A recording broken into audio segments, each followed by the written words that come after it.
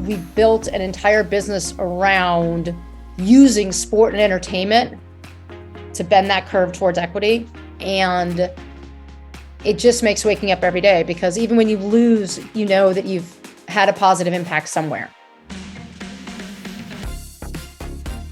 There are 3 founders of Angel City: Natalie Portman, the actress and activist; Kara Nortman, who's a venture capitalist; and myself, Julie Ertman, who's an entrepreneur. Kara has been a fan of women's soccer forever and went to the 2015 Women's World Cup in Canada with her 3 daughters. The US women won the World Cup in 2015, and Kara was so excited, she went to about 9 different stores to buy jerseys. Nobody was selling the women's jersey. Over a course of a year and a half, Natalie got to meet the players, understood their challenges, and really started to question why they weren't paid the same, but also recognized that it's not okay. That didn't sit well with Natalie. She texted Kara and said, why don't we bring a women's professional soccer team to LA? Like, let's create the change we want to see. Let's do this. Kara and I have known each other for years. I'm an entrepreneur. She said, hey, can you help us figure out how to do this?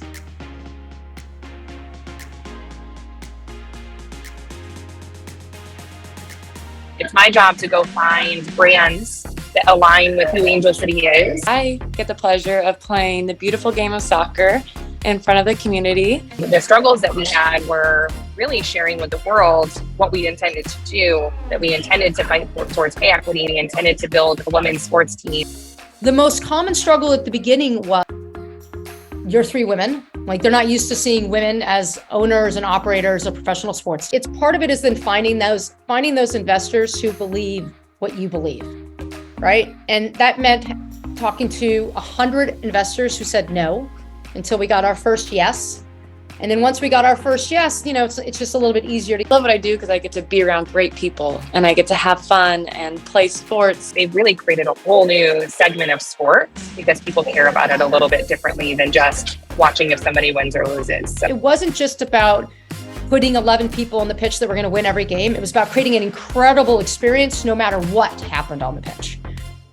I think they've inspired me and my teammates, and I think women in general, to believe in our value, and also inspired people to take risks. Like, believing in yourself is one thing, but you got to take risks and put yourself out there. We aren't satisfied with being the most successful women's team in the world.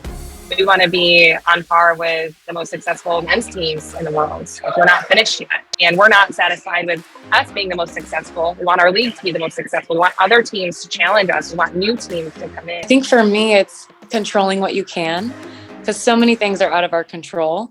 So I just focused on, my attitude, my effort, working hard every day and giving everything I had to where I was at. We are all pushing towards something that's greater than each of us individually. So we have a really incredible ownership group.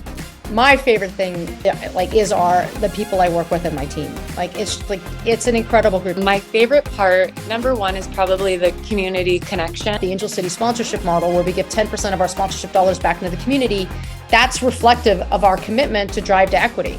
I think the biggest thing is, watching this league grow over the 8 years I've been in it, and seeing that when someone came in and believed in what we were doing from a personal level, because they're women as well, it took our league to the next level. For me growing up, I didn't have a professional women's soccer team to look up to. I wanted to be one of the boys. I was they look tough and they're strong and they're powerful. For young girls, you get to look up to us and be like, wow, we can do that.